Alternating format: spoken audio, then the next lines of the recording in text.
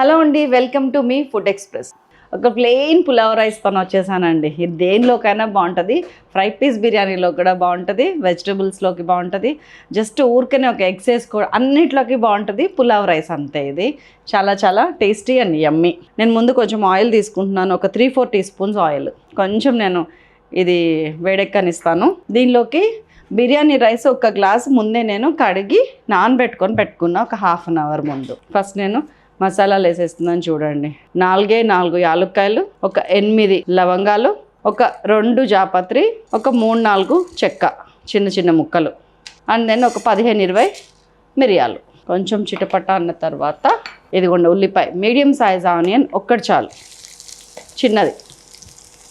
కొంచెం ఉల్లిపాయ ఎర్రగా వేగాలంటే ఏం చేయాలి?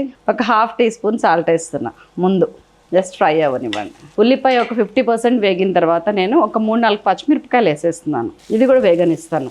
ఇదిగోండి, కొంచెం గోల్డెన్ బ్రౌన్లోకి టర్న్ అయిన తర్వాత ఒక 2 పెద్ద సైజ్ టమాటాస్ 2 వేసేసాను.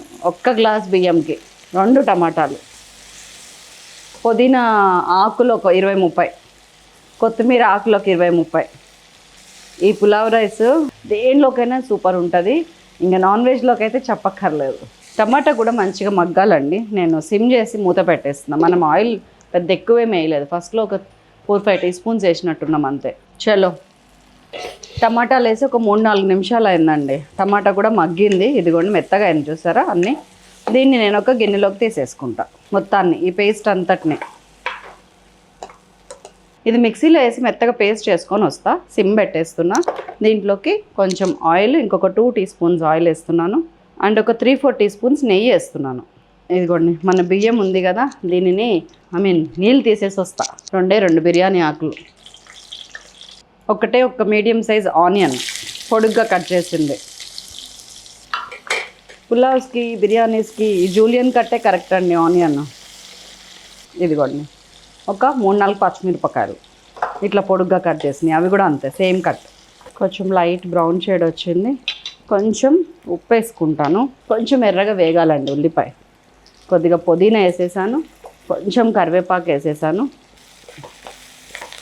అండ్ ఇదిగోండి ఒక 1.5 టీ స్పూను అల్లం వెల్లుల్లి పేస్ట్ ఇందులో వేసేస్తాను. సిమ్ చేసేసాను. కొంచెం వేగనిచ్చి మగ్గనిస్తాను లైట్గా. చలో, ఇదిగోండి మనం ఇందాక మిక్సీ చేసిన పేస్ట్ వేసేస్తున్నా. ఇది ఆల్రెడీ ఫ్రై అయిపోయింది కాబట్టి ఇందులో పచ్చిదనం మనం ఫ్రై చేయాల్సింది ఏం లేదు, జస్ట్ మిక్స్ చేయాల్సింది ఉంది అంతే. ఇది వేసేసిన తర్వాత కొంచెం వేడెక్కగానే కడిగి వార్చి పెట్టుకున్న బియ్యం ఉంది కదా, అది వేసేస్తాను.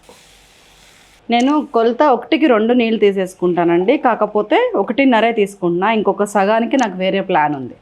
ఇదిగోండి 1కి 1.5 వాటర్ వేసాను. ఒక గ్లాస్ బియ్యానికి 1.5 గ్లాసున్నర. అండ్ దీంట్లో ఒక 1/2 గ్లాస్ కొబ్బరి పాలు యాడ్ చేయండి. That is my plan. ఉంటే ఆప్షనల్ అండి, ఇది మస్ట్ ఏం కాదు. ఇది పోస్తే చాలా టేస్ట్ ఎక్స్ట్రా వస్తుంది.